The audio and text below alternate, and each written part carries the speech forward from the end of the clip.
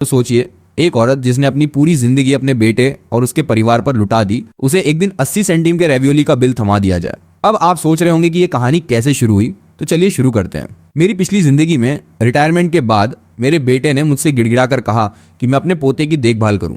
मुझे तरस आ गया, क्योंकि मैं जानती थी कि इस युवा जोड़े की जिंदगी आसान नहीं थी। मैंने घर का सारा काम अपने ऊपर ले लिया और अपनी पूरी पेंशन तक उन्हें दे दी। लेकिन जब मेरा पोता 3 साल का हुआ तो मेरी बहू ने मेरे सामने एक खर्चे का बिल फेंक दिया। उसने कहा कि अगर मैं उनके घर में रहती हूँ तो मुझे पैसे देने पड़ेंगे, घर का सारा खर्च आधा आधा बांटा जाएगा। उसने मुझसे पिछले 3 सालों का हर एक पैसा वापस मांगा, यहाँ तक कि वो 80 सेंटीम का एक रेवियोली जो मैंने कभी खाया था उसका भी हिसाब रखा गया था। मैंने बिल देखा और सीधे अपने बेटे के पास गई, लेकिन मेरे बेटे ने बड़ी रुखाई से कहा, मम्मा कोई छोटी मोटी नौकरी ढूंढ लो, पैसे चुका दो और मेरी वाइफ को परेशान मत करो। इसे थोड़ी एक्सरसाइज समझो, एक छोटी नौकरी से तुम्हारी जान नहीं जाएगी और तुम हमारी आर्थिक मदद भी करती रहोगी। फिर अचानक जब मैंने आंखें खोली तो मैं हैरान रह गई। मैं ठीक उसी पल में वापस आ चुकी थी जब मेरी बहू वांग ली ने खर्चे बांटने की बात कही थी। ये मेरी रीबर्थ थी। मैंने उसी पल ठान लिया कि इस बार मैं पूरी बाजी खेलूंगी। तभी वांग ली की तीखी आवाज गूंजी, मम्मा इधर आओ, तुमसे बात करनी है। ये सुझाव नहीं, सीधा ऑर्डर था। मैं थोड़ी देर के लिए अवाक रह गई, क्योंकि ये सीन, ये लहजा, सब कुछ बिल्कुल वैसा ही था जैसा मेरी पिछली जिंदगी में हुआ था। मैं समझ गई कि मैं वापस उसी मोड़ पर आ गई हूँ जहां मुझसे खर्चे शेयर करने और अपना खर्चा चुकाने की मांग की गई थी। वांग ली ने बेतहाशा झल्लाते हुए कागजों की एक गड्डी सोफे की आर्मरेस्ट पर पटक दी और बोली, देखो ये इतने सालों से हमारे घर में रहकर हमारी कमाई खा रही हो, हम भी प्रेशर में, हम एक प्रॉफिटियर को नहीं पाल सकते। आज से घर का हर खर्चा आधा आधा होगा। मेरे हाथ कांप रहे थे जब मैंने वो कागज उठाए। हूबहू वही बिल था, शब्द दर शब्द। किस तारीख को मैंने कुछ चेरी खाई थी ये तक लिखा था, जबकि उस दिन तो वो चेरी सुपरमार्केट में सेल पे थी और वांग ली ने ही मुझसे ज्यादा लाने को कहा था ताकि पोते के लिए कॉम्पोट बनाया जा सके। मैंने तो बस वो कुछ चेरी खाई थी जो खराब होने वाली थी। उसमें कुछ क्लेमेंटाइन भी थी और वही 80 सेंटीम का रेवियोली जो मैंने नाश्ते में खाया था। लेकिन मेरी हर महीने की पूरी पेंशन, रात दिन पोते को पालने की मेहनत और घर के लोन में मेरी मदद का एक शब्द भी जिक्र नहीं था। मेरे दिमाग में खून दौड़ गया, गुस्सा और बर्फीली ठंडक का मिश्रण। पिछली जिंदगी में मैंने इसी बिल पर वांग ली से जमकर झगड़ा किया था और अपने बेटे लिन वे के पास इंसाफ की उम्मीद में गई थी। लेकिन वो बिल्कुल चुप रहा और उल्टा मुझे ही कहानी न बनाने की सलाह दी। यहाँ तक कि उसने बड़ी शराफत से मेरे लिए रात की सफाई वाली नौकरी ढूंढ दी थी ताकि मैं अपनी तनख्वाह से कर चुका सकूं। पर इस बार मैंने शांत रहने की ठान ली थी। मैंने कांपती आवाज में कहा, वांग ली तुम मुझे बिल दिखा रही हो। तुम लोगों ने ही तो घुटनों पर बैठकर मुझसे इन सालों में तुम्हारी देखभाल करने की मिन्नतें की थी। इस घर में मैं दिन रात मरती रही, तुम्हारे बच्चे पाले, घर का सारा काम किया और अपनी पूरी पेंशन दे दी, और अब तुम मुझे 80 सेंटीम के रेवियोली का हिसाब दे रही हो। मेरी आवाज टूट गई। वांग ली ने ठोड़ी और ऊपर उठाकर हंसते हुए कहा, मम्मा ऐसा मत बोलो। आगे चलकर लिन वे को तुम्हारी रिटायरमेंट का ख्याल तो रखना ही पड़ेगा, लेकिन जहां तुम रहती हो, जो खाती हो, इस्तेमाल करती हो, वो सब हमारे पैसे से है। हिसाब साफ हो तो रिश्ते अच्छे रहते हैं, खासकर सास बहू के बीच। वांग ली की ये बेशर्मी देखकर मेरा खून खौल रहा था। मेरा दिल कर रहा था कि वो बिल फाड़ दूं, इस क्रूर औरत पर चिल्लाऊं, अपने उस नालायक बेटे को जगाऊं जो कमरे से बाहर आने की हिम्मत नहीं कर रहा था। लेकिन मैं ऐसा नहीं कर सकती थी। मेरी उम्र 55 साल है। सालों की मेहनत ने मेरा शरीर तोड़ दिया है। दिन भर घर का काम करके मेरे हाथ उठते भी नहीं थे, जबकि वो जवान और ताकतवर थे। हाथापाई हुई तो मेरी कोई जीत नहीं थी। मैं फिर से अपनी पिछली जिंदगी की तरह बर्बाद हो सकती थी। मुझे शांत रहना ही था। तभी मेरा बेटा लिन वे बिना आहट के कमरे से बाहर आया और वांग ली के पीछे खड़ा होकर मेरी नजरें चुराने लगा। फिर बड़े हल्के और न्यायप्रिय लहजे में बोला, लिली हमारे परिवार की भलाई के लिए ये कर रही है। अगर हिसाब साफ रहेगा तो आगे कोई झगड़ा नहीं होगा। देखो मम्मा, लिली कितनी सावधानी से सब लिखती है, हर चीज नोट करती है। झगड़े टालने के लिए क्या सावधानी है। मैंने अपनी मुट्ठियां इतनी जोर से भींची कि दर्द ने मेरे गले में उठ रहे जहर और चीख को दबा दिया। जब मैंने सिर उठाया तो मेरे चेहरे पर एक डरपोक और दब्बू मुस्कान थी। अच्छा दिखाओ, मुझे देखने दो। मैंने वांग ली की उंगली का पीछा किया जो उस 80 सेंटीम के रेवियोली की लाइन पर जाकर रुकी, और मैंने बार बार सिर हिलाया। लिली, सच में तुम पैसों का हिसाब रखने में बहुत होशियार हो। इतना साफ हिसाब, तुम तो मुझसे कहीं बेहतर हो। बिल्कुल, मुझे चुकाना चाहिए। यह सुनकर वांग ली मेरी गुलामी से बहुत खुश हुई और एक आत्मसंतुष्ट मुस्कान के साथ लिन वे की तरफ ऐसे देखा मानो कह रही हो, देखा तुम्हारी माँ इतनी मुश्किल भी नहीं है। लिन वे ने भी राहत की सांस ली और बड़े एहसानी लहजे में बोला, मम्मा अच्छा है तुम समझ गई, हमारे लिए भी आसान नहीं है। अगर तुम्हारे पास पूरे पैसे नहीं है तो मेरे पास एक सोल्यूशन है। उसने मेरा चेहरा देखते हुए कहा, हमारी बिल्डिंग का सिंडिक नाइट शिफ्ट में सफाई के लिए किसी को ढूंढ रहा है। टाइम फ्लेक्सिबल है और कैश पेमेंट है। दिन में तुम घर का काम करना, बच्चा संभालना, खाना बनाना, और रात को कुछ घंटे काम कर लेना। इससे घर का काम भी नहीं रुकेगा और पैसे भी आएंगे। ये तो एकदम परफेक्ट है। बस समझो थोड़ा पैर फैलाने का बहाना है। पैर फैलाने का बहाना। रात 10 बजे से सुबह 4 बजे तक बिल्डिंग के कॉमन एरिया की सफाई करना, जिसे ये इतनी हल्के ढंग से बता रहा था। ये सुनकर मेरी उल्टी आ गई। यही है मेरा प्यारा बेटा जिसे मैंने पाला। मेरी पेंशन और मेरी मेहनत ले लेना काफी नहीं था। इसे तो मेरी आखिरी बूंद तक निचोड़कर पैसे बनाने थे और अपना अथाह गड्ढा भरना था। मैंने नजरें झुकाकर बुजदिली और आज्ञाकारिता से कहा, ये काम, मैं तो बहुत बूढ़ी हूँ, मुझे डर है रात की शिफ्ट मेरी सेहत नहीं झेल पाएगी। मैं कोई और रास्ता सोचती हूँ, कोई छोटा मोटा काम जो रात को कर सकूं। वांग ली ने त्योरियां चढ़ाई। वो मेरे नखरे से खुश नहीं थी। लिनवे ने मुझे भड़कने से बचाने के लिए जल्दी से बात शांत की। ठीक है मम्मा, सोच लो, फिलहाल मैं तुम्हारे लिए ये मौका रोके रखता हूँ। उन्होंने मुझ पर तुरंत हाँ करने का दबाव डालना बंद कर दिया। ये सोचकर कि मैं मान ही गई हूँ, उनकी नजरों में मामला सुलझ चुका था। वांग ली ने प्यार से लिन वे का हाथ पकड़ा और हल्के स्वर में बोली, डार्लिंग देखो, प्रॉब्लम सॉल्व हो गई। मम्मा समझदार हैं, हमें उनका भी ख्याल रखना है। जैसे ही मम्मा काम करके पैसे कमाएंगी, न सिर्फ हमारा लोन जल्दी चुकेगा बल्कि घर की हालत भी बेहतर होगी। सही कहा, लिन वे ने मुस्कुराते हुए कहा, और दोनों एक परफेक्ट और प्यार करने वाले जोड़े की एक्टिंग करने लगे। अपने भविष्य की प्लानिंग कर रहे थे, मानो मैं वहां हुई नहीं। वांग ली ने आखिरी बात कही, चलो मम्मा जल्दी आराम करो, कल बच्चे को सुबह 6 बजे दूध और प्यूरी चाहिए, भूलना मत। और लगभग घसीटते हुए लिन वे को लेकर मास्टर बेडरूम में चली गई। दरवाजा पूरी तरह बंद नहीं हुआ और उनकी दबी हुई लेकिन उत्तेजना से भरी बातें मेरे कानों तक आ रही थी। डार्लिंग, अगर मम्मा सच में ये क्लीनर की जॉब ले लेती है तो 2800 महीना 10 महीने में लगभग 3,000,000 हो जाएंगे, हमारी डेट से ज्यादा। और ऊपर से उनकी पेंशन का कार्ड तो है ही, महीने का 4000 से ज्यादा का फिक्स्ड इनकम। हमारा फाइनेंशियल प्रेशर बहुत कम हो जाएगा। कम ही नहीं, पूरा खत्म। हम तो प्लान बना सकते हैं। मुझे नई कार लेने का बहुत दिनों से मन है, और तुम तो हमेशा से यूरोप जाना चाहती थी ना। हम बस मम्मा के कुछ महीने काम करने का इंतजार करें, थोड़ी बचत करें। मैं दुनिया का सबसे लकी हस्बैंड हूँ। हाँ, एक बात और, उससे कहना होगा कि वो जो भी पैसे कमाएगी मैं संभालूंगी। वो बूढ़ी है, कहीं इधर उधर न उड़ा दे। उनकी आवाज़ें धीरे धीरे धीमी होती गईं, लेकिन वो तपते हुए अंगारों की तरह मेरे दिल पर लाल छाप छोड़ गई। ये है मेरे प्यारे बेटे और प्यारी बहू। पिछली जिंदगी में इसी 80 सेंटीम के रेवियोली की वजह से मैं पूरी तरह कंट्रोल खो बैठी थी। गुस्से में वांग ली से जमकर लड़ी, फिर इंसाफ के लिए लिन वे के पास गई और नतीजा पहले से भी बड़ा धोखा मिला। लेकिन इस बार सब कुछ अलग था। मैं उठी और अपने 6 वर्ग मीटर के उस कमरे में गई जो स्टोर रूम को बदलकर बनाया गया था। मैंने अपने पास रखे सबूत और अभी अभी की गई रिकॉर्डिंग को संभाल कर रखा। फिर अपना आईडी कार्ड और फैमिली बुक लेकर रात के अंधेरे में चुपचाप निकल गई। मैंने उनके सामने वो नाटक खत्म कर दिया था जिसमें मैं एक दब्बू और आसानी से काबू में आ जाने वाली सास का रोल निभा रही थी। अब मैं उस वक्त गायब होने वाली थी जब वो अपनी जीत के नशे में चूर थे। उन्हें यूरोप जाना है, कार बदलनी है, सपने देखने दो। मैंने बिना एक पल भी हिचकिचाए एक मोबाइल ऐप से बैंक के सबसे नजदीकी एक 5 सितारा होटल में रूम बुक किया। पहले मुझे ऐसी जगह बहुत डरावनी और फिजूल खर्ची लगती थी, लेकिन अब मुझे लग रहा था कि मेरे रीबर्थ की हकदार यही रस्म है। मुलायम कारपेट, शांति, आरामदायक बड़ा बिस्तर। लेटने के बाद भी मुझे तुरंत नींद नहीं आई। पिछली जिंदगी में मरने तक मैंने अपने लिए एक दिन भी नहीं जिया था। इस जिंदगी में मैं हर पल की भरपाई करूंगी और वो एहसान फरामोश बेटा बहू अपना अपना देखें। अगली सुबह हल्की रोशनी में ही मैं सीधी बैंक गई। काउंटर पर जाकर साफ साफ बोला कि मुझे अपना कार्ड ब्लॉक करना है और नया कार्ड इशू करवाना है। कुछ ही मिनटों में नया कार्ड मेरे हाथ में था। इस महीने की पेंशन बिना किसी दिक्कत के ट्रांसफर हो गई। कंफर्मेशन का मैसेज देखकर मैंने एक लंबी सच्ची राहत की सांस ली। आर्थिक आजादी, यही आजादी की शुरुआत है। जैसे ही मैंने अपना फोन ऑन किया, वो बुरी तरह कंपने लगा। ढेरों मिस्ड कॉल्स और व्हाट्सएप पर मैसेजों की बाढ़ आ गई। मम्मा कहाँ चली गई? बच्चा बहुत देर से रो रहा है, नाश्ता नहीं बना। लिनवे की माँ, ये क्या बदतमीजी है, सुबह सुबह ऐसे गायब हो जाना। तुरंत वापस आओ, दलिया तक नहीं बना है। मम्मा प्लीज बेवकूफ़ी बंद करो, लिली बहुत गुस्से में है, जल्दी आकर उससे माफी मांगो। पोते का रोता हुआ वॉइस मैसेज, बर्तनों की गिरने की आवाजें और फिर दोनों की तरफ से गुस्से भरी गालियों की बौछार। मैंने बिल्कुल सपाट चेहरे से ये सब सुना और देखा। यही वजह है कि वो मेरे बिना नहीं रह सकते। मोहब्बत से नहीं, बस आदत से। मुफ्त की काम करने वाली नौकरानी जिसे जितना मर्जी काम कराओ, अचानक हड़ताल पर चली गई हो। मैंने ठंडी मुस्कान बिखेरी और एक क्लिक में अपने बेटे के व्हाट्सएप कॉल और चैट को ब्लॉक कर दिया। बहू के साथ भी यही किया। दुनिया में एकदम सन्नाटा पसर गया। 10 मिनट भी नहीं बीते थे कि एक अनजान नंबर से लगातार कॉल आने लगी। मैं समझ गई कौन है और कॉल उठाया। वांग ली की बिंदती आवाज ने मेरे कान के पर्दे लगभग फाड़ दिए। लिनवे की माँ, तुम पागल हो गई हो क्या? हमें ब्लॉक कर दिया। आखिर चाहती क्या हो? देखो घर का क्या हाल हो रखा है, बच्चा रो रो कर बेहाल है। लिनवे को ऑफिस के लिए देर हो रही है और मैंने तो मेकअप भी नहीं किया। सब तुम्हारी वजह से, क्योंकि तुमने न नाश्ता बनाया न हमें जगाया। कल रात की उस बेवकूफ़ी भरी खर्चा बांटने की बात का बदला ले रही हो ना, बदतमीज बुढ़िया। इतनी कमी नहीं हो सकती है क्या? इतनी सी बात पर इतना ड्रामा और घर में फूट डलवा रही हो। तुरंत वापस आओ, नहीं तो बाद में शिकायत मत करना कि हमने तुम्हें मां मानना छोड़ दिया। मैं तो उसकी शक्ल की कल्पना भी कर सकती थी। बिखरे बाल, गुस्से से विकृत चेहरा। मैंने उसके सांस लेने तक का इंतजार किया और फिर बिल्कुल शांत आवाज में जवाब दिया, वांग ली, तुम गलत समझ रही हो। लाइन पर एक पल की खामोशी छा गई। मुझे खर्चे बांटने की बात पर बिल्कुल भी बुरा नहीं लगा, बल्कि मुझे तुम्हारी बात बिल्कुल सही लगती है। ये बहुत जायज समाधान है। हिसाब साफ तो रिश्ते अच्छे है ना, खासकर सास बहू के बीच।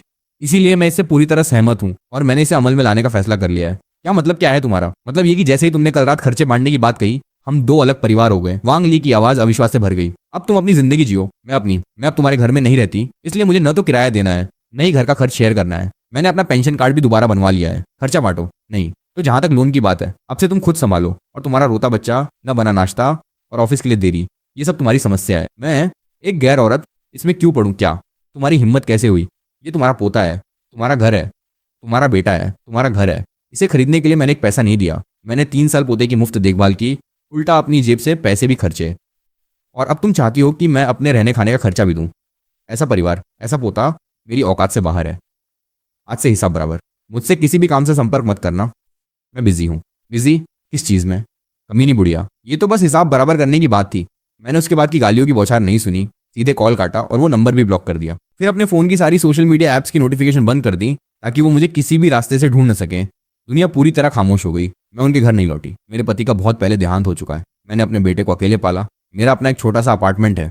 मुझे बेटे के घर रहने की ज़रूरत नहीं, लेकिन डर था कि वो और उसकी पत्नी वहाँ धावा बोल देंगे। सुकून के लिए मैं सीधी उस ट्रैवल एजेंसी गई जिसे मैंने पहले ही देख लिया था। मैंने सान्या के लिए बेस्ट रिलैक्सेशन ट्रिप बुक की, पेमेंट कॉन्ट्रैक्ट पर साइन, सब कुछ बिल्कुल सही रहा। अगले दिन अपना नया छोटा सूटकेस खींचते हुए, सन हैट और सनग्लासेस पहने, मैं टाइम से पहले मीटिंग पॉइंट पर पहुंच गई। अपनी उम्र की बाकी औरतों को नीले आसमान और समंदर की ख्वाहिशों में चेहरे पर उम्मीदों की चमक लिए देखकर मुझे अचानक एक ऐसी हल्कापन महसूस हुआ जो बरसों से खोया हुआ था। यही असली जिंदगी है। सान्या पहुंचकर सूरज, समुद्र तट, लहरें, नारियल के पेड़, सब कुछ एक सपने जैसा खूबसूरत था। मैं ग्रुप के साथ घूमी और दूसरी औरतों की तरह चटकीले रंगों के कपड़े पहने, समुद्र के किनारे लंबी सैर की, पानी में हौले हौले पैर डुबोए और ताजे ट्रॉपिकल फलों का मजा लिया। शाम को मैंने एक लोक नृत्य का कार्यक्रम भी देखा। मैंने ढेर सारी तस्वीरें खींची और अपने सोशल मीडिया पर पोस्ट कर दी। मेरा बेटा और बहू दूसरों से ये सब जानकर गुस्से से दांत पीसने लगे। उन्होंने दूसरों के फोन से मुझे कॉल करने की बहुत कोशिश की, लेकिन मैंने तो अपना सिम कार्ड ही बदल लिया। मैंने उन्हें पूरी तरह इग्नोर कर दिया। मैं सोच सकती थी कि हजारों किलोमीटर दूर उनके घर में कितना कोहराम मचा होगा। मेरे बिना, उनकी फुल टाइम नैनी के बिना वांग ली को नौकरी और बच्चे के बीच बुरी तरह जूझना पड़ रहा होगा। मेरी पेंशन के बिना लोन चुकाने में लिन वे पर आर्थिक दबाव एकदम बढ़ गया होगा। उनके बीच लड़ाई झगड़े तय थे, लेकिन इस सब से अब मेरा कोई लेना देना नहीं था। मैं आराम से घूमने के बाद में निपटूंगी। समुद्र की तरफ देखते होटल की बालकनी पर लेटी, गर्म और नम समुद्री हवा का झोंका मुझे सहलाता रहा और आखिरकार मुझे लगा कि जीवन भर का बोझ पूरी तरह से उतर गया है। मैं अब किसी की माँ नहीं, किसी की सास नहीं, किसी की दादी नहीं, मैं सिर्फ मैं हूं। अपना अपना हिस्सा चुकाओ। मुझे सबसे क्रूर तरीके से ये बहाना और हिम्मत देने के लिए उनका शुक्रिया, ताकि मैं अपनी बेड़ियां तोड़ सकूं। जब खूब मौज मस्ती कर ली तो मैं सान्या से वापस आकर अपने पुराने अपार्टमेंट में शिफ्ट हो गई। अभी मुझे आराम किए कुछ ही घंटे बीते थे कि दरवाजे पर जोर जोर से धमाके होने लगे। मम्मा, पता है तुम वापस आ गई हो, जल्दी दरवाजा खोलो। मेरा बेटा बाहर खड़ा था, चेहरा थका हुआ और मुरझाया सा। मेरी बहू वांग ली ने तुरंत मुझे गालियां देनी शुरू कर दी। कमीनी बुढ़िया, कहाँ छुपी हुई थी? 15 दिन सान्या में मौज कराई और हमें सारी मुसीबत में छोड़ गई। कैसी सास और माँ हो तुम? दाएं बाएं के पड़ोसी उत्सुकता से सिर बाहर निकालने लगे। उनके चेहरे और भी उदास हो गए। वांग ली ने मुझे बुरी साबित करने का मौका पकड़ लिया। आप सब बताओ कि ये सही है। मुझे ऐसी सास कैसे मिली? हमारा छोटा सा परिवार पूरी तरह दबा हुआ है। इसने हमारी मदद करने का वादा किया था, और ये न सिर्फ मौज करने सान्या भाग गई, बल्कि हमारे पैसे भी चुरा लिए। न सिर्फ हमारे लिए एक बड़ी गंदगी छोड़ गई, बल्कि इसकी वजह से हम इस महीने अपना लोन भी लगभग नहीं चुका पाए। वो पड़ोसियों को मेरे खिलाफ भड़काने लगी। कुछ तो उनकी तरफदारी करने की हिम्मत भी कर बैठे। मैंने अपने स्मार्ट डोर लॉक का कैमरा एक्टिवेट किया और सिंडिक और सिक्योरिटी को बुलाया, और फिर धम्म से दरवाजा जोर से खोल दिया। वांग ली और लिन वे चौंक कर अंदर गिरते गिरते बचे। उनके चेहरों पर गुस्से और हैरानी का मिला जुला भाव था। पड़ोसियों की निगाहें उत्सुकता और सवालों से भरी हम पर टिक गईं। मम्मा? कौन मम्मा? मैं तेरी माँ बनने के लायक नहीं हूँ, लिन वे। और तो और तेरी बहू की सास बनने के तो बिल्कुल भी लायक नहीं। मैंने एक कदम आगे बढ़ाया। मेरी नजरें पहले वांग ली पर जम गई। वांग ली, तुमने अभी क्या कहा? कि मैंने तुम्हारे पैसे चुराए और मुसीबतों का ढेर छोड़ दिया? उसे जवाब का मौका दिए बिना मैंने झट से अपनी जेब से फोन निकाला, वॉल्यूम पूरा करके वो रिकॉर्डिंग चला दी जो मैंने सेव की थी। घर के सारे खर्चे के लिए हम हिसाब बराबर करेंगे। तुम इस कमरे में रहती हो तो इसका किराया 1000 प्रति महीना हुआ। पिछले 3 सालों में तुमने इस घर में जो कुछ भी खाया पिया, हमने सब नोट किया है। कुल मिलाकर 28,363 और 50 सेंटीम हुए। बस 28,000 दे दो। तुमने घर में एक 80 सेंटीम का रेवियोली खाया था, वो भी गिनना होगा। जब रिकॉर्डिंग 80 सेंटीम के रेवियोली वाले हिस्से पर पहुंची तो देखने वाले पड़ोसियों के मुंह से अविश्वास भरी आवाजें निकलने लगी और वो आपस में फुसफुसाने लगे। मैंने रिकॉर्डिंग रोककर वांग ली और लिन वे की तरफ इशारा किया, जिनके चेहरे अब सफेद पड़ चुके थे, और टूटे दिल से भीड़ से कहा, सब सुन लो, गौर से सुनो। ये है मेरी लाडली बहू। मेरी रिटायरमेंट के बाद यही लोग थे जिन्होंने मुझसे गिड़गिड़ाकर अपने नवजात बेटे की देखभाल के लिए मदद मांगी थी। 3 साल तक मैंने गुलाम की तरह काम किया, घर का सारा काम किया और उनका बच्चा पाला। 4000 से ज्यादा की मेरी पेंशन हर महीने पूरी दे दी, एक पैसा भी नहीं रखा, ताकि उनका लोन चुक सके, ताकि उनका गुजारा हो सके। और नतीजा, मेरा पोता जैसे ही 3 साल का हुआ और नर्सरी जा सकने लायक हुआ, इन्होंने मुझे बिल थमा दिया। ये मुझसे उस 80 सेंटीम के रेवियोली के भी पैसे मांग रहे हैं जो मैंने इनके घर में खाया था। ये चाहते हैं कि हम खर्चे बांटें, किराया दूं। इसे ही ये मदद करना कहते हैं। मेरी नज़र उस लिनवे पर टिक गई जिसे मैंने अकेले पाला था। मेरी आवाज़ सिसकियों से रूंध गई। पिछली जिंदगी की बर्फीली निराशा और गुस्से से भरकर मैं उसे अब नजरें चुराते देख रही थी, मुझसे आंख मिलाने में असमर्थ। तुमने एक शब्द नहीं कहा, न सिर्फ मेरी तरफदारी नहीं की, बल्कि अपनी पत्नी के साथ मिलकर मुझे रात की सफाई वाली नौकरी के लिए राजी करने की साजिश रची। 3000 महीने की वो जॉब, ताकि मैं ये झूठा कर्ज चुका सकूं। और तुम पहले से ही मेरी आने वाली पेंशन का प्लान बना रहे थे। तुम मेरे माथे के पसीने की कमाई से कार बदलना चाहते थे और यूरोप घूमना चाहते थे। लिनवे, तुम्हारी जमीर को कुत्ता खा गया क्या? पड़ोसियों की नजरें फौरन घृणा और गुस्से में बदल गईं और वो उन पर उंगलियां उठाने लगे। हे भगवान, ये तो बहुत ही घिनौना है। 80 सेंटीम का रेवियोली नोट किया। क्या ये इंसान भी है? दादी अपने पोते की देखभाल करती है, अपनी पेंशन देती है और बदले में ऐसे धन्यवाद मिलता है। एहसान फरामोश हो, दिल नहीं है तुम्हारा। मैंने ऐसे मतलबी और बड़ों की बेइज्जती करने वाले लोग कभी नहीं देखे। वांग ली का चेहरा लाल से सफेद पड़ गया। भीड़ का आरोप सहन न कर पाने पर वो तीखी आवाज में चिल्लाई, चुप रहो, ये हमारा पारिवारिक मामला है। तुम बीच में क्यों आ रहे हो? ये पारिवारिक मामला है, समझे? तुम लिन वे की माँ हो, मेरी सास। ये तो कम से कम तुम्हें करना ही चाहिए, बच्चों की मदद करना और पैसे देना। तुम्हारी पेंशन अगर हमें नहीं दोगी तो किसे दोगी? जब बूढ़ी और लाचार हो जाओगी तो क्या हमारे बेटे पर तुम्हारी देखभाल के लिए निर्भर नहीं रहोगी? तब थोड़ी मदद और थोड़ा पैसा देने में क्या बुराई है? निस्वार्थ समर्पण, यही तो सामान्य है। ये बेशर्मी भरे शब्द सुनकर मैं गुस्से से कांप उठी, लेकिन उससे भी बढ़कर थी मोहभंग के बाद आई बर्फीली दृढ़ता। वांग ली, लिन वे, मेरी बात ध्यान से सुन लो दोनों। जिस पल तुमने ये बिल निकालकर खर्चा बांटने की बात की, उसी पल से हमारे बीच अब सामान्य जैसा कुछ नहीं। मैं अब अपने बुढ़ापे के लिए तुम पर निर्भर नहीं रहूंगी। मैं ऐसे रहूंगी मानो मेरा कभी कोई बेटा था ही नहीं। अब से मैं जीऊं या मरूं, तुम्हें इससे मतलब नहीं। अपनी पेंशन का एक पैसा भी तुम्हें नहीं दूंगी। मैं अपनी मर्जी से जिंदगी जीऊंगी। और अब इस वक्त मेरे घर से निकल जाओ, वरना अंजाम की शिकायत मत करना। तभी बिल्डिंग का मैनेजर 2 सिक्योरिटी गार्डों के साथ दौड़ता हुआ आया। यहाँ क्या हो रहा है? इतना शोर कौन कर रहा है? मैंने फौरन लिनवे और वांग ली की तरफ इशारा करके कहा, मिस्टर मैनेजर, ये दोनों लोग मेरे परिवार से नहीं हैं। ये मेरे लिए मुसीबत पैदा कर रहे हैं, मुझे परेशान कर रहे हैं और पूरे पड़ोस का अमन चैन खराब कर रहे हैं। प्लीज इन्हें बाहर निकालिए। लिनवे ने घबराकर सिक्योरिटी गार्ड्स को धक्का दिया और जबरदस्ती अंदर घुसने की कोशिश करने लगा। परिवार से नहीं, मैं उनका बेटा हूं। ये पारिवारिक मामला है। मम्मा, बेवजह ड्रामा करना बंद करो प्लीज। अंदर चलकर शांति से बात करते हैं। बच्चे को तुम्हारी जरूरत है, परिवार तुम्हारे बिना नहीं रह सकता। पहले अपना पेंशन कार्ड तो दो, इस महीने का लोन सच में लेट हो जाएगा। लेट? शांति से बात। तुम अब भी मेरी पेंशन चुराना चाहते हो? पूरी जिंदगी का जमा हुआ गुस्सा और बेइज्जती उससे एक लम्हे में फट पड़ी। मैंने बिना किसी चेतावनी के पूरी ताकत से हाथ उठाया और धार से एक जोरदार गूंजता हुआ थप्पड़ लिनवे के चेहरे पर जड़ दिया। झन्नाटा आया।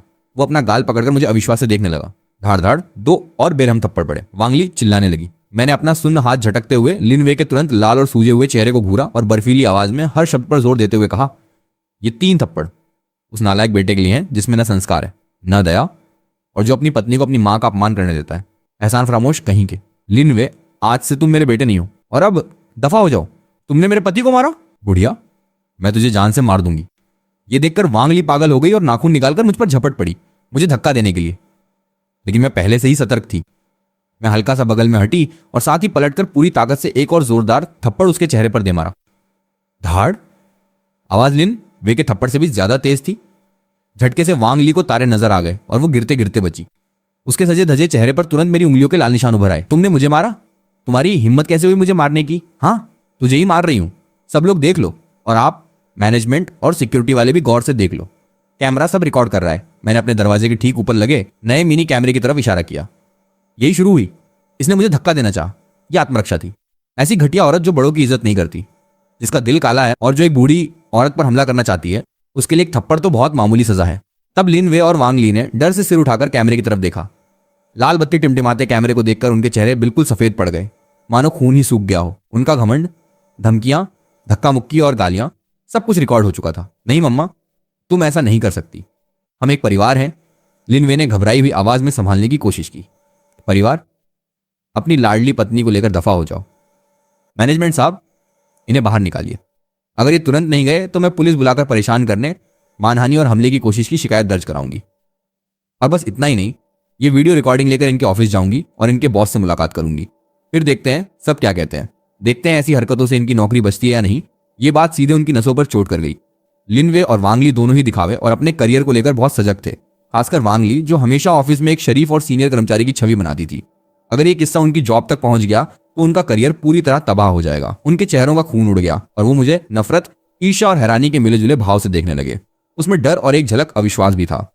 उन्होंने कभी सपने में भी नहीं सोचा था कि मैं, जो हमेशा इतनी दब्बू, कमजोर और डराने धमकाने में आसान थी, इतनी मजबूती और दृढ़ता दिखाऊंगी, और ये सब पहले से तैयारी करके रखूंगी।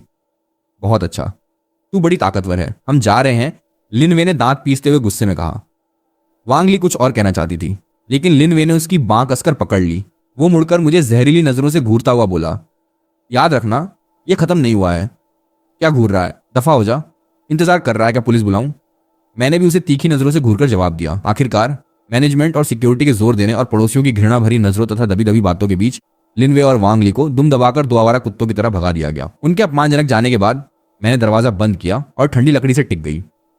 मैंने धीरे से सांस छोड़ी और बरसों से जमा तनाव को बाहर निकाला। मुझे पता था कि जंग अभी शुरू हुई है। वो इतनी आसानी से हार नहीं मानने वाले थे, लेकिन अब मुझे डर नहीं था। अपने रीबर्थ के उस पल से ही मैं अब वो माँ और सास नहीं रहूंगी जो चुपचाप सब सहती और परफेक्ट विक्टिम बनती है। मेरी पेंशन, मेरा घर और मेरी बाकी की जिंदगी, इन सब का फैसला सिर्फ मैं करूंगी। वांग ली और लिनवे जब सबके सामने बेइज्जत होकर बाहर निकाले गए तो 2 दिन तक शांत रहे, लेकिन इसके बाद उन्होंने और भी घिनौनी चाल चली। पहले तो फैमिली ग्रुप चैट पर अचानक एक विस्फोट हो गया। बड़े अंकल सांचुगौन ने मुझ पर निशाना साधा। शूफान, ये क्या हो रहा है? मैंने तुम्हारी बहू से सुना कि तुम उनके पैसे लेकर भाग गई और पोते को छोड़कर ऐश करने चली गई। ये सही नहीं है। परिवार में बात करके हल निकालना चाहिए। फिर एक एक करके चचेरी बहनें, भाभियां और दूर के रिश्तेदार तक, जिनसे सालों से बात नहीं हुई थी, सब नैतिकता का पाठ पढ़ाने या आरोप लगाने लगे। लिली जवान और ना समझे, तुम बड़ी हो, थोड़ी ढील दो। इतना बड़ा सीन बनाना बहुत बुरा है। चियावा तुम्हारा अपना बेटा है और पोता भी तुम्हारा ही है। ये खून के रिश्ते हैं, टूटते नहीं। जल्दी जाकर उनकी मदद करो। सुना है उनसे लोन भी नहीं चुकाया जा रहा। एक माँ अपने बच्चों से सच में नाराज नहीं हो सकती। तुमने घर के सारे पैसे लिए और ऐसे ही घूमने चली गई। ये क्या बात हुई? मुझ पर सैकड़ों मैसेज आए। लगभग सभी एक स्वर में मुझे बड़प्पन दिखाने और वापस जाकर अपनी जिम्मेदारियां निभाने को कह रहे थे। अगले दिन मेरा कजन, जो पास में ही रहता है, अपनी पत्नी और एक और ज्यादा जोशीली बुजुर्ग दूर के रिश्तेदार के साथ सीधे मेरे घर आ धमका। मेरे कजन ने अपना उपदेश शुरू किया। आखिर देख तो सही, तूने अपने बेटे की क्या हालत कर दी है। शियाओवे फोन पर रो रहा था। बोला उसे अपनी गलती समझ आ गई। लिली ने गलती की, ठीक है, लेकिन तू थोड़ा समझा देती। ऐसे बिल्कुल छोड़ कैसे सकती है? और बुजुर्ग रिश्तेदार बोली, शूफान, तेरा पति जल्दी चला गया, तेरे पास बस यही एक बेटा है। अगर तू उसकी मदद नहीं करेगी तो और कौन करेगा? बुढ़ापे में तुझे ही इसकी देखभाल की जरूरत पड़ेगी। अगर अभी सारे रिश्ते तोड़ दिए तो बाद में बिस्तर पर पड़े पड़े पछताएगी, तब बहुत देर हो चुकी होगी। मैं उनके तेरे भले के लिए वाले चेहरे देख रही थी और अंदर ही अंदर हंस रही थी। ये वांग ली सच झूठ बोलने और हालात को अपने पक्ष में मोड़ने में माहिर निकली। मैंने एक शब्द नहीं कहा, बस उनके खत्म होने का इंतजार किया और फिर शांति से अपना फोन उठाया। अब जब सबको इतनी ही फिक्र है तो मैं आपको सच्चाई दिखाती हूँ, फिर देखते हैं कौन गलत है, कौन किसी इज्जत के लायक नहीं। उनके सामने मैंने फैमिली ग्रुप की चैट खोली और वो सारे डोजियर निकाले जो मैंने बहुत पहले से तैयार कर रखे थे। ऑडियो क्लिप्स, हॉलवे के सर्विलांस कैमरे की वीडियो और 80 सेंटीम के रेवियोली वाले बिल की हाई डेफिनेशन फोटो, सब एक साथ भेज दिया। फैमिली ग्रुप में भेजने के बाद मैंने इसे अपनी पब्लिक वॉल पर भी पोस्ट कर दिया। तथ्य खुद बोलते हैं, मेरा जमीर शांत है। भेजती बैठक में सन्नाटा पसर गया। मेरे कजन और बुजुर्ग रिश्तेदार एक दूसरे को देखने लगे, फिर अनायास ही अपने फोन निकालकर चेक करने लगे। कुछ ही सेकंड बाद मेरे कजन का चेहरा बदल गया। वो तेजी से स्क्रीन स्क्रॉल करने लगा और रिकॉर्डिंग में वांग ली की वो घिनौनी आवाज सुनने लगा। यो खर्चे बांटने 80 सेंटीम के रेवियोली की बात कर रही थी। बुजुर्ग रिश्तेदार भी अवाक रह गई, मुंह खोले कुछ बोल नहीं पा रही थी। फैमिली ग्रुप में तो मानो बम फट पड़ा। कुछ देर की सन्नाटा भरी खामोशी के बाद चैट सचमुच विस्फोट कर गई। हे भगवान, क्या ये सच है? इसने तो 80 सेंटीम के रेवियोली तक का हिसाब रखा है अपनी सास को चुकाने के लिए। जरा इस बहू की बात तो सुनो। तुम्हारी पेंशन हम नहीं लेंगे तो और कौन लेगा? ये तो इंसानियत ही नहीं है। और इसने मारने की भी कोशिश की और लिनवे खड़ा देखता रहा। क्या ये वही शियाओवे है जिसे हम जानते थे? तो इसका मतलब हमारी बड़ी बहन ने ये सब सहा है। दिल टूट गया यार। हम सबको वांग ली ने बेवकूफ बनाया और अब भी ग्रुप में रोने और अपने आप को विक्टिम बनाने की हिम्मत कर रही है। कोई ताज्जुब नहीं कि शूफान जी चली गई। उनका तो दिल ही टूट गया होगा। मैं होता तो मैं भी भाग जाता। कैसा बेटा और कैसी बहू है, खून चूसने वाले पिशाच से भी बदतर। अभी कुछ देर पहले जो लोग मुझ पर दया और बड़प्पन दिखाने का दबाव डाल रहे थे, वो पलटकर 180 डिग्री घूम गए। वो अब गुस्से और नाराजगी से भरकर लिनवे और वांग ली को टैग करके उन्हें गालियों से नहला रहे थे। मेरा कजन जो मुझसे मिलने आया था पूरी तरह शर्मिंदा दिख रहा था। उसने अपना फोन रख दिया और इतना बेचैन था कि समझ नहीं पा रहा था कि अपने हाथ कहाँ रखे। माफ करना, हमें नहीं पता था असल बात क्या है। वो वांग ली झूठ बोलने में बहुत माहिर है। शूफान, ये लिली ऐसी कैसे हो सकती है? 80 सेंटीम के रेवियोली का भी हिसाब लगाती है और शियाओवे चुपचाप खड़ा रहता है। ये सच में बर्दाश्त नहीं है। हाँ, ये तो सही कहा।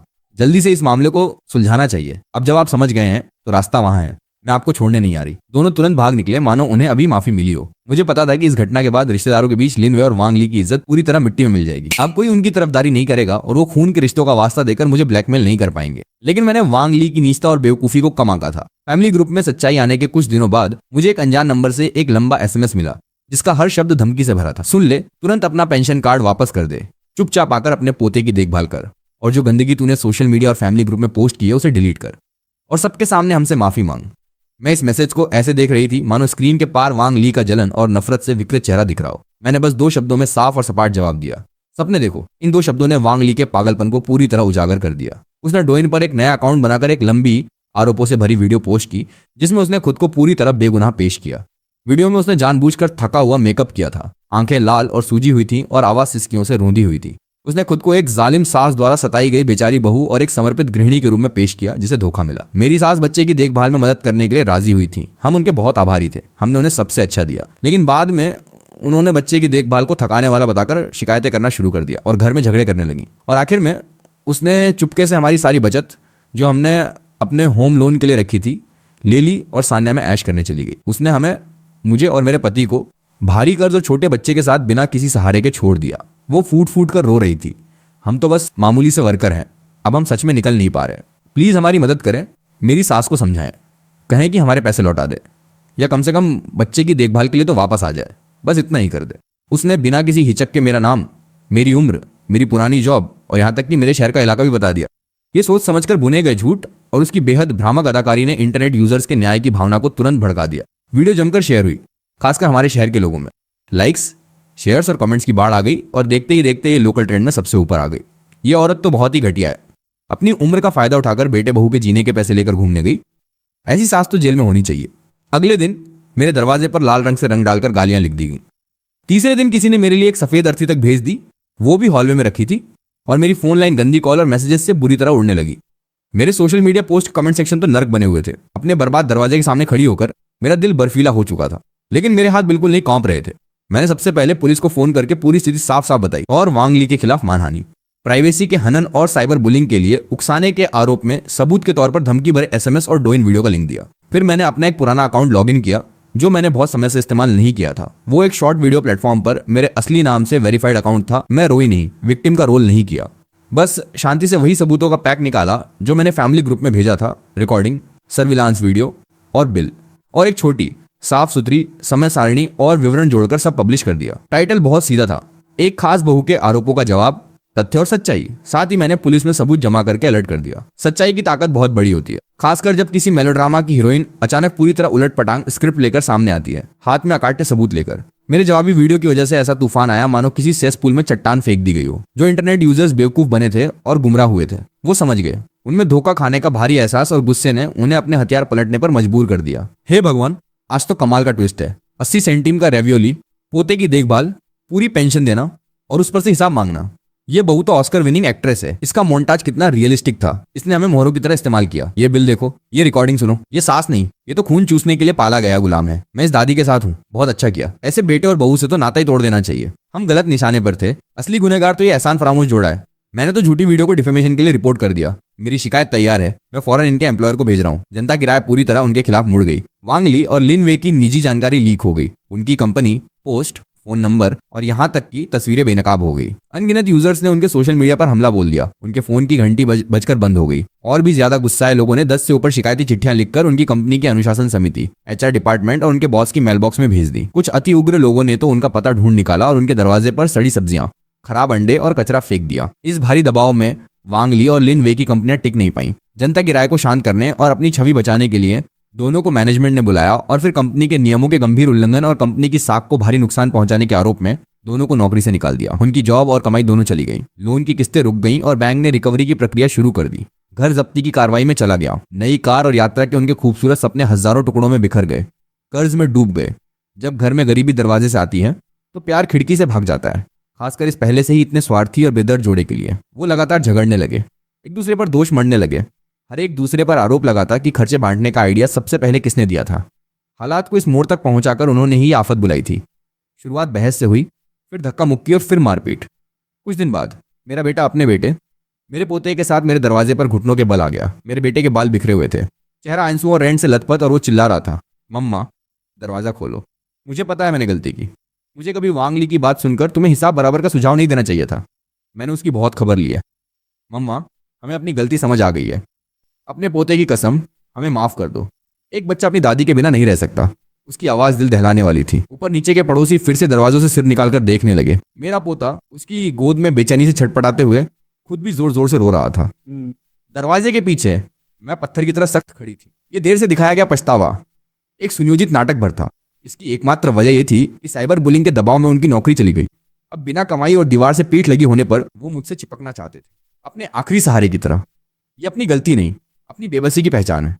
मैंने दरवाजा नहीं खोला, बस इतनी जोर से आवाज लगाई कि बाहर तक जाए। मैं तुमसे पहले ही कह चुकी हूँ, जिस पल तुमने मुझे वो बिल पकड़ाया, तुम मेरे बेटे नहीं रहे। अपने बच्चे को लेकर जाओ और मेरे दरवाजे के सामने ये सर्कस बंद करो। जब वांग ली इंटरनेट पर मेरे खिलाफ झूठ और मानहानि फैला रही थी, जब वो मेरे खिलाफ साइबर बुलिंग भड़का रही थी, तब मुझे याद नहीं आया कि मैं तुम्हारी माँ हूं। अब सबूत काटते हैं। मैं शिकायत दर्ज करा चुकी हूँ। कानून तुम्हें वही देगा जिसके तुम हकदार हो। अब फौरन यहां से जाओ, वरना परेशान करने की वजह से पुलिस बुलाऊंगी। बाहर से आ रही रोने की आवाजें अचानक बंद हो गई और उसके फौरन बाद वांगली की तीखी चीख सुनाई दी। वो भी वही थी, सीढ़ियों के कोने में छुपी हुई। मम्मा, सास माँ, मुझसे गलती हो गई, मैं आपके सामने सजदा करती हूँ। और उसने सच में घुटनों के बल गिरकर अपना माथा ठंडे फर्श पर दे मारा। एक धीमी आवाज हुई। उसकी आवाज में पहले कभी नदी की घबराहट थी। मैं ही थी, मूर्खता में अंधी हो गई थी। मैंने बेहुदा बातें की। अपनी शिकायत वापस ले लो प्लीज, शिकायत वापस ले लो। हम एक परिवार हैं, तुम इतने क्रूर नहीं हो सकते कि हमें मरता देखो। परिवार बड़ा क्रूरता दिखाने की बात करती है। जब तुम लोग मेरी पेंशन के लिए साजिश कर रहे थे, जब तुमने मुझे 80 सेंटीम के रेवोली के पैसे चुकाने को कहा, तब तुम्हें लगा था कि हम परिवार हैं। जब तुम इंटरनेट पर झूठी कहानियां बनाकर लोगों को मेरा दरवाजा तोड़ने और मुझे अर्थी भेजने पर उकसा रही थी, तब तुम्हें याद आया कि हम परिवार हैं। अब डर लग रहा है, लेकिन बहुत देर हो चुकी। मैंने दरवाजे के पार से आने वाली चीखों, मिन्नतों और यहां तक कि गालियों पर ध्यान देना बंद कर दिया। मैंने सीधे बिल्डिंग मैनेजर और थाने को फोन लगाया। वांग ली द्वारा फैलाई गई झूठी बातें, मानहानि और साइबर बुलिंग का सबूत पूरा था और असर विनाशकारी था। भले ही बाद में उसने वीडियो डिलीट करने और समझौते की गिड़गिड़ाहट की कोशिश की, लेकिन एक बार कानूनी प्रक्रिया शुरू हो गई तो अब सब उसके कंट्रोल से बाहर था। आखिरकार कोर्ट ने उसे 1 साल की निलंबित सजा और 2 साल की परीक्षा की सजा सुनाई। इस फैसले ने उनकी उस उम्मीद को पूरी तरह तोड़ दिया कि इसे एक सामान्य पारिवारिक झगड़े में दबाया जा सके या वो अपनी सजा से बच निकलेंगे। फैसला आने के अगले दिन मैंने एक एजेंसी से संपर्क करके अपना पुराना अपार्टमेंट जितनी जल्दी हो सके बेच डाला, बस कुछ ही सामान और पूर्ण मुक्ति की भावना के साथ। मैं यूनान के दूर दराज के पहाड़ों और झीलों के करीब एक शांत से गांव में चली गई। वहां मैंने एक छोटे से आंगन वाला घर खरीदा, फूल लगाए, एक आवारा बिल्ली पाल ली और गांव की दयालु बुजुर्ग महिलाओं के साथ मिलकर वहां के खास पकवान बनाना सीखा। जिंदगी शांत नदी के पानी की तरह बहने लगी। बेशक लिनवे और वांग ली ने हार नहीं मानी। उन्होंने मुझे ढूंढने की हर कोशिश की। आखिरकार उन्हें एक नंबर मिल गया जो मैंने यूनान आने के बाद थोड़े समय के लिए इस्तेमाल किया था। शुरू में मैसेजों और कॉल्स की बाढ़ आई। लहजा पूरी तरह ईमानदार और पछतावे से भरा था। वादे थे और अपने बेटे के भविष्य का हवाला देकर भावनाओं का सहारा लिया गया। मैंने बिना हिले एक एक करके सबको ब्लॉक कर दिया। जब उन्हें समझ आया कि उनकी मीठी बातों का कोई जवाब नहीं आ रहा, तो आखिरकार उनका नकाब उतर गया। नए अनजान नंबरों से आने वाले मैसेज जहर से लथपथ थे। गाली, श्राप, धमकी। वो अपने दिल का सबसे काला जहर उगल रहे थे। मैंने बिल्कुल शांत भाव से वो सिम कार्ड निकाला, 2 टुकड़ों में तोड़ा और कूड़ेदान में फेंक दिया। मैंने एक बिल्कुल नया नंबर लिया और इस बार यह नंबर किसी को बिल्कुल नहीं दिया। यही मेरा उस पुराने अतीत से पूर्ण विच्छेद था, जो छल, विश्वासघात और हिंसा से भरा था।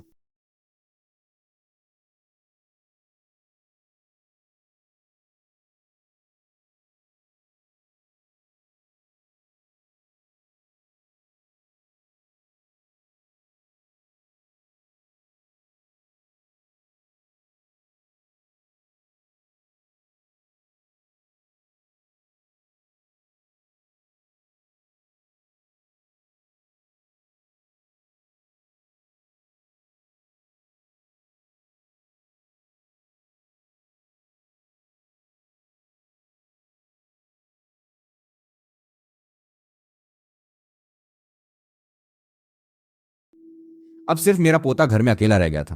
फोन पकड़े मेरी आवाज बिल्कुल शांत थी, मानो किसी और के मामले की बात हो रही हो। साहब, मैंने लिन वे के साथ सारे रिश्ते तोड़ दिए हैं।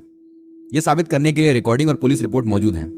इसके अलावा मैं बूढ़ी हूं, मेरी सेहत खराब है, मैंने तो इस बच्चे को पालने की काबिलियत है नहीं। अच्छा,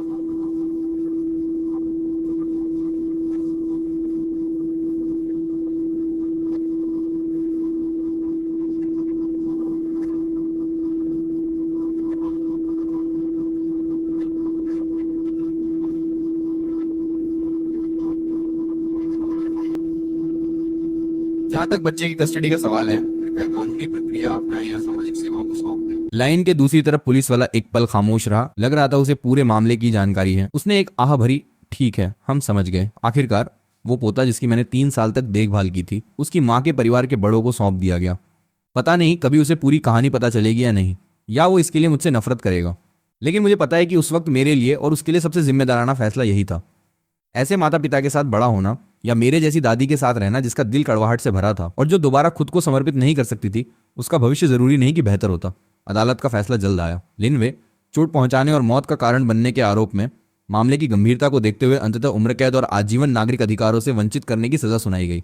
आखिरकार गर्द छंट गई। मैंने अतीत की कड़वाहटों को अपने दिल की गहराइयों में दफना दिया ताकि उन पर फिर कभी बात न हो। मेरे आंगन में धूप अपनी पूरी चमक बिखेर रही है। मेरे लगाए फूल बेहद खूबसूरत खिले हैं और मेरी बिल्ली मेरे पैरों से लिपट कर घुरघुरा रही है। मैं हाथ में पानी की बाल्टी लेकर इत्मीनान से अपने पौधों को पानी देती हूँ। बीता हुआ कल दफन हो चुका है और भविष्य शांत और लंबा नजर आ रहा है। और इस बार मैं सिर्फ और सिर्फ अपने लिए जीऊंगी।